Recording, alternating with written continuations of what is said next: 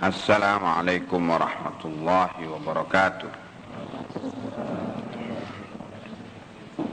Alhamdulillah, wassalatu wassalamu ala rasulillah wa ala alihi wa sahbihi wa mawalah. Kita sudah membahas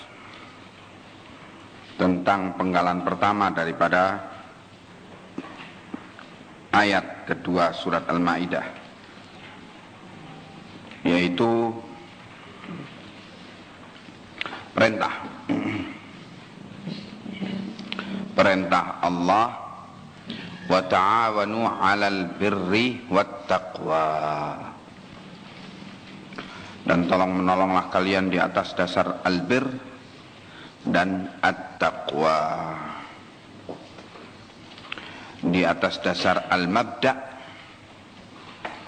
dan al-ghayah yang benar. Al-mabda' yaitu landasan amal. Al-ghayah yaitu tujuan akhir daripada amal yang benar dan yang baik. Kemudian penggalan kedua daripada ayat ini menyatakan larangan, wala ta'awanu 'alal itsmi wal 'udwan, dan jangan kalian tolong menolong di dalam al-itsm wal 'udwan. Kita sekarang membahas penggalan ayat kedua ini, larangan Allah, al-itsmu wal 'udwan. Berkata Ibnu Qayyim al-Jauziyah rahimahullah, thumma qala ta'ala, kemudian berfirman Allah Ta'ala, wala ta'awanu 'alal itsmi wal 'udwan, dan jangan kalian tolong menolong di atas al-itsm dan al-'udwan. Berkata Ibnu Qayyim, wal itsmu wal 'udwan, al-itsm dan al-'udwan fi janibin nahyi, dari pada sisi janib, sisi nahi, larangan. Nadhirul birri wat taqwa fi janibil amri, seperti pengertian al-bir dan at-taqwa fi janibil amri, di sisi perintah. Jadi satu ayat ini, surat Al-Maidah ayat kedua, mengandung perintah dan larangan. Penggalan pertama mengandung perintah, penggalan kedua mengandung larangan. Perintah kepada dua perkara dan larangan dari dua perkara. Perintah kepada dua perkara yaitu al-bir wat taqwa. Larangan dari dua perkara yaitu larangan dari tolong menolong dalam perkara al-itsm wal 'udwan. Al-itsm secara bahasa maknanya dosa. Al-'udwan secara bahasa maknanya ialah melanggar batas larangan Allah. Dari kata i'tada, melanggar, melampaui batas. Melampaui batas yang dimaksud di sini ialah batasnya Allah. Wal farqu bainal itsmi wal 'udwani, adapun perbedaan antara al-itsm dan al-'udwan kal farqi ma baina muharramil jinsi wa muharramil qadri, seperti perbedaan antara perkara yang muharram yang diharamkan pada jenisnya dan perkara yang diharamkan muharramil qadar pada kadarnya. Segala sesuatu ditentukan kadar, ukuran. Bila masih dalam kadar ini, itu masih halal. Tetapi bila melampaui kadar tersebut, sudah haram. Muharramil jinsi memang jenisnya haram. Istilah lain daripada muharramil jinsi, muharramil qadari, ya, haram li dzatih wa haram li ghairih. Haram pada zatnya dan haram karena sebab lainnya. Di sini istilahnya Ibnu Qayyim muharram lil jinsi, muharramil qadar. Diharamkan karena jenisnya memang haram,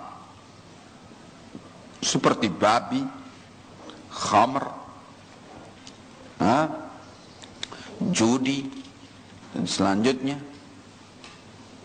Jenisnya memang haram. Muharramul qadar, karena diharamkannya itu karena melampaui kadar, ukuran, melampaui ukuran, melampaui batas-batas. Seperti zina. Diharamkan karena apa? Melampaui batas kadar daripada perkara hubungan seksual antara pria dan wanita. Hubungan seksual antara pria dan wanita tidak haram kalau dijalankan dalam batas kadarnya, yaitu kadarnya apa? An-nikah. Ini kadarnya. Frame-nya ialah an-nikah.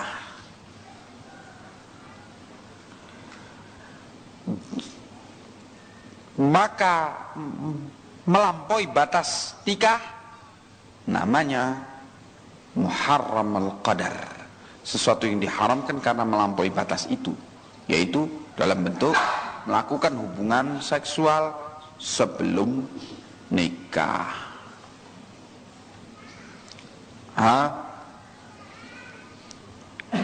Nah, begitu namanya muharramul qadar.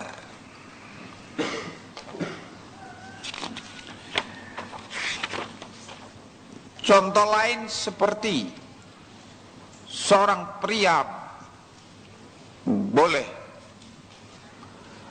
melakukan hubungan dengan seorang wanita, hubungan seksual, yaitu hubungan dengan istrinya, tetapi punya kadar dalam hubungan dengan istri itu, yaitu dilarang berhubungan dengan istri, hubungan seksual di saat haid. Maka berhubungan dengan istri walaupun istrinya sendiri di saat haid, muharramul qadar, haram karena melampaui kadar batas tidak boleh dilalui, sehingga haram, jatuh pada haram. Bermuamalah, hutang piutang itu boleh, iya, tetapi bermuamalah dalam bentuk hutang piutang mengandung unsur al-ghish, tipu daya, mengandung unsur kedustaan, sehingga saling merugikan satu dengan yang lainnya atau salah satunya merugikan yang lainnya, maka ini sudah melampaui kadar dalam perkara adab hutang piutang. Dan begitu selanjutnya. Ya. Maka langsung loncat ke halaman 56. Fal ithmu, maka yang dinamakan al-ithm itu ialah makana haraman li jinsih, ialah perkara yang memang haram pada jenisnya. Wal udwanu, dan al udwan ialah ma hurrima li ziyadatin fi qadrih, perkara yang diharamkan karena ziyadah, adanya kelebihan pada kadarnya, yakni melampaui kadarnya. Wa ta'addi, dan melampaui ma abahallahu minhu, dari apa yang Allah bolehkan. Allah membolehkan pada kadar tertentu, tetapi bila melampaui perkara yang dibolehkan ini adalah haram, jatuh pada perkara haram. Faz-zina wa syurbul khamri was sariqa wa nahwiha ithmun, maka perkara zina, perkara minum khamr, perkara sariqah, mencuri, wa nahwiha, dan semacamnya adalah ithmun, adalah perkara ithim, yaitu haram karena memang asalnya haram. Wa nikahul khamisah, nikah dengan istri kelima,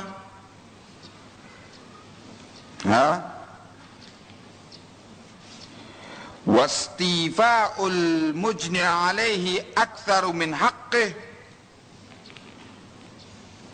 dan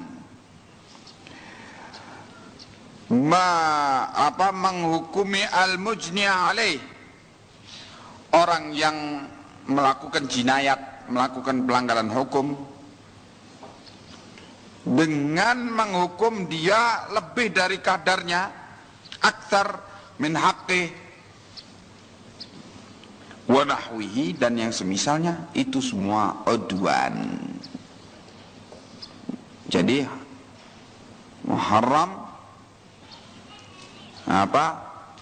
muharramul qadar, nikah dengan istri kelima dalam keadaan dia sudah mempunyai 4 istri, menikahi istri yang kelima, ini haram karena melampaui kadar. Nah, ini yang kedua, ini model keharaman yang kedua, ini dinamakan apa? Al-udwan. Ya.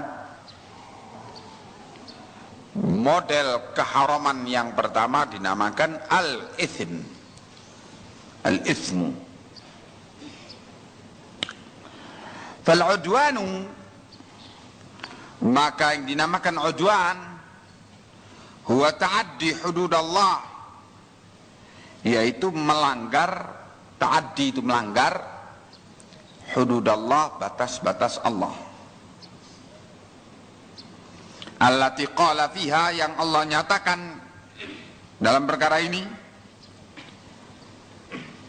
dalam firman-Nya, a'udzu billahi minasyaitonir rajim min hamzihi wa nafthihi wa nafthihi, tilka hududullah fala ta'taduha wa man yata'adda hududallahi faulaika humudz zalimun. Surat Al-Baqarah ayat ke-229. Tilka hududullah, demikianlah hudud, batas-batas Allah. Fala ta'taduha, maka janganlah kamu melanggar batas itu. Jangan melakukan tindakan udwan, melanggar batas Allah.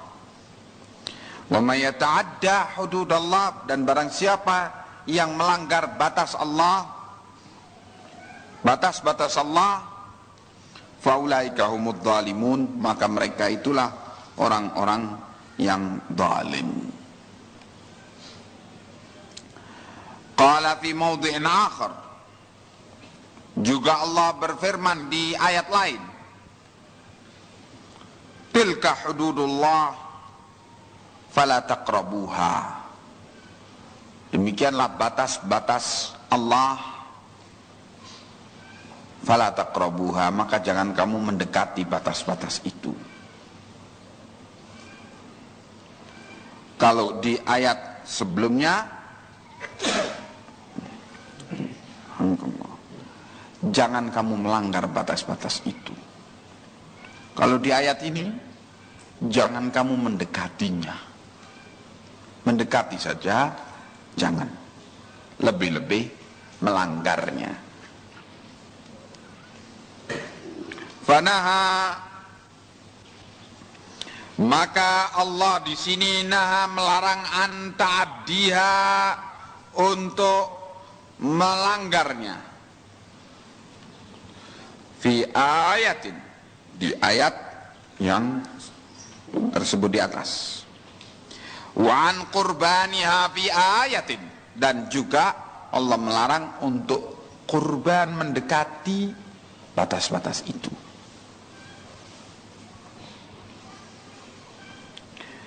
Wa hadza, yang demikian itu ialah li'anna hududahu subhanahu, karena hududahu, batas-batas Allah itu yang maha suci, hiyan nihayatil fasilah bainal halal wal haram, adalah an-nihayah al-fasilah. Fasilah, pemisah, pemisah akhir, batas demarkasi akhir antara halal dan haram. Maka hudud, batas-batas itu tadi adalah garis demarkasi, perbatasan akhir, perbatasan paling pinggir antara wilayah halal dengan wilayah haram.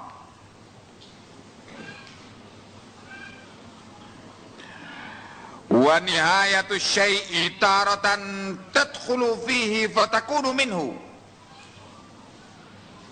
maka nihayatu syai', akhir dari sesuatu, kalau sampai orang itu berdiri di posisi itu, yaitu garis batas akhir,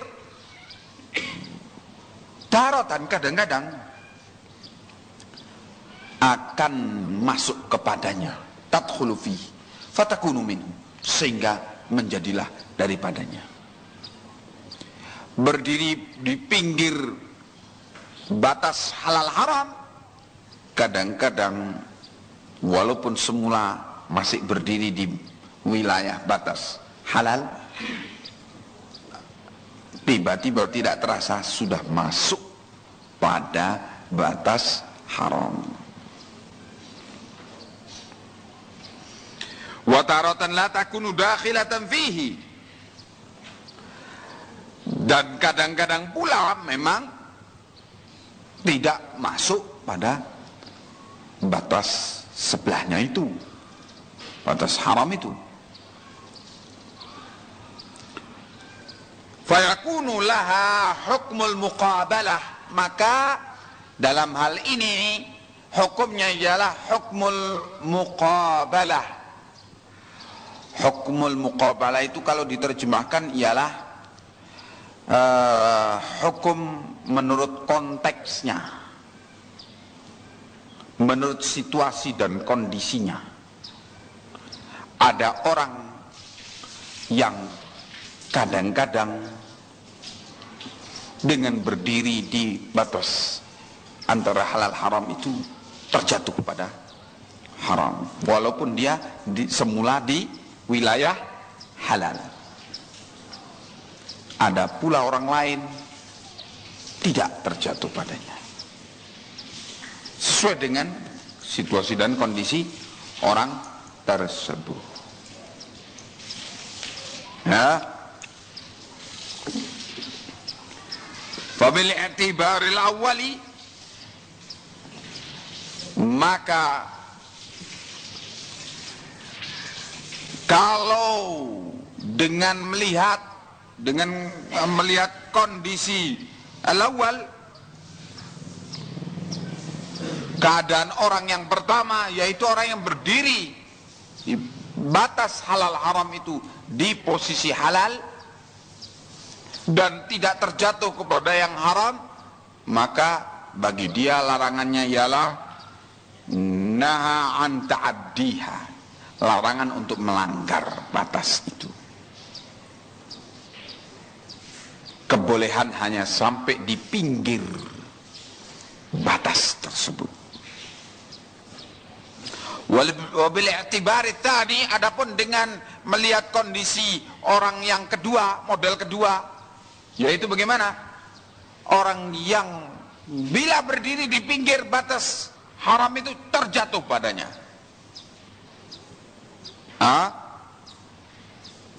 Naha an qurbaniha. Kalau bagi kondisi yang kedua ini dilarang untuk mendekatinya. Jangan dekat-dekat dengan batas, dengan perbatasan. Begitu.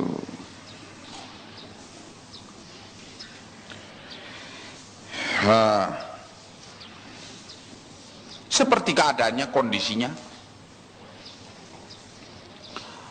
seorang yang sedang berpuasa, puasa Ramadan,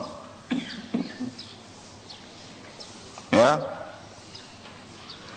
batasnya larangan bagi orang yang berpuasa Ramadan ialah berjima dengan istri, yaitu masuknya timba ke dalam sumurnya. Itu batasnya. Kalau tidak demikian, halal bagi seorang yang berpuasa itu. Ini batas akhir. Tapi dalam hal ini ada dua golongan manusia. Kalau dia walaupun tidak sampai ke situ, sebatas hanya bermesraan, maka dia tidak bisa tahan untuk cukup di situ, masuk ke dalam perkara haram, terjatuh kepada pelanggaran. Bagi orang yang demikian, kata Aisyah radhiyallahu anha, tidak boleh di waktu puasa Ramadan bermesraan dengan istrinya, sebab nanti masuk ke larangan. Ada pula orang yang kuat, walaupun bermesraan tetap bisa menahan diri untuk tidak terjatuh padanya.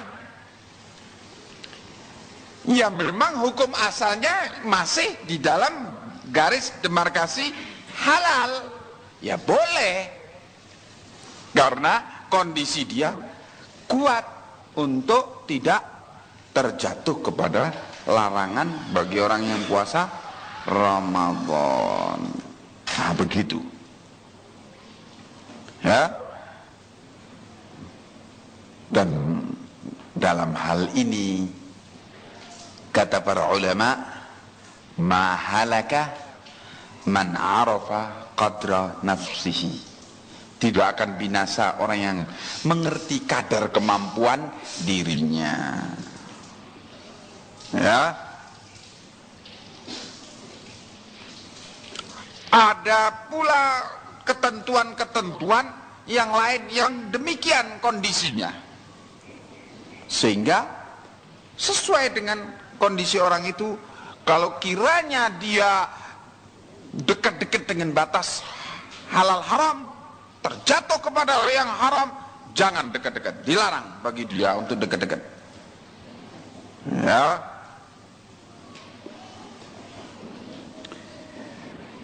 Faslun fi adai haqqillahi wa haqqil ibadi. Setelah kita dijelaskan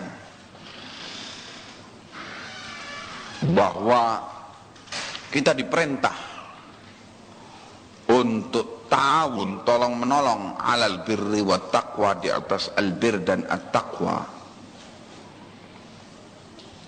di atas mabda yang benar. Apa mabda? Landasan yang benar, landasan amal yang benar, dan di atas ghayah yang benar. Ghayah yaitu tujuan akhir, ya, yang benar. Kita diperintah untuk tolong menolong di atas dua perkara tersebut, dan kita dilarang untuk tolong menolong di dalam perkara al-ithim wal-udwan, perkara-perkara yang jelas-jelas haram dan perkara-perkara yang menyebabkan keharaman karena melanggar kadar-kadar. Nah, dengan begitu maka kita diingatkan tentang hak-hak, agar kita tidak terjatuh kepada perkara udwan itu tadi. Hak-hak itu banyak. Allah punya hak terhadap kita yang harus kita tunaikan. Diri kita punya hak terhadap kita untuk harus kita tunaikan padanya. Kedua orang tua kita punya hak untuk harus kita tunaikan padanya. Istri-istri kita punya hak untuk harus kita tunaikan padanya. Anak-anak kita punya hak, dan selanjutnya dan selanjutnya. Ya, untuk supaya kita jangan terjatuh kepada perbuatan al-udwan, al-ithim wal-udwan, kita harus mengerti hak-hak masing-masing, dan kita harus mempelajari hak-hak masing-masing. Dan orang yang hakim, orang yang bijak, ialah yang mampu meletakkan hak masing-masing pada tempatnya dan tidak mempertentangkan antara hak yang satu dengan hak yang lainnya.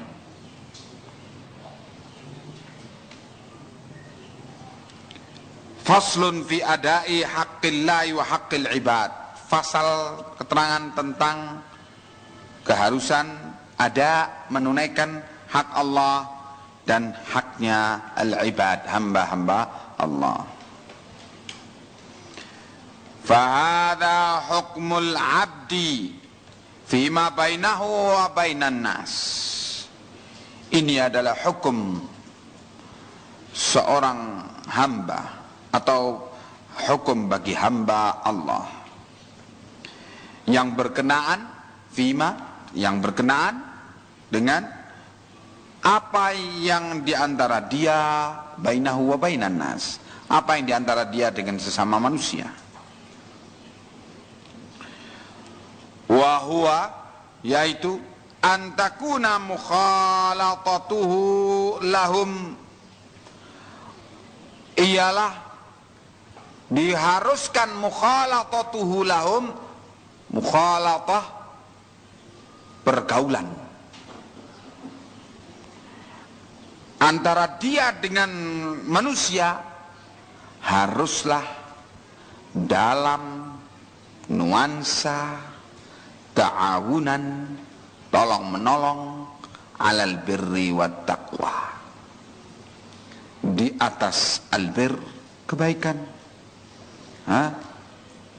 dan at-taqwa. Naam.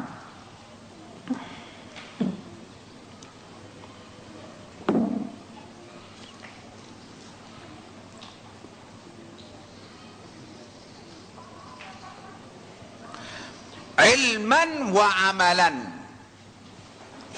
semua itu dilakukan dengan ilmu dan amal. Ilmu, mengerti dalil-dalilnya, mengerti tentang kemestian-kemestiannya, apa yang disyariatkan oleh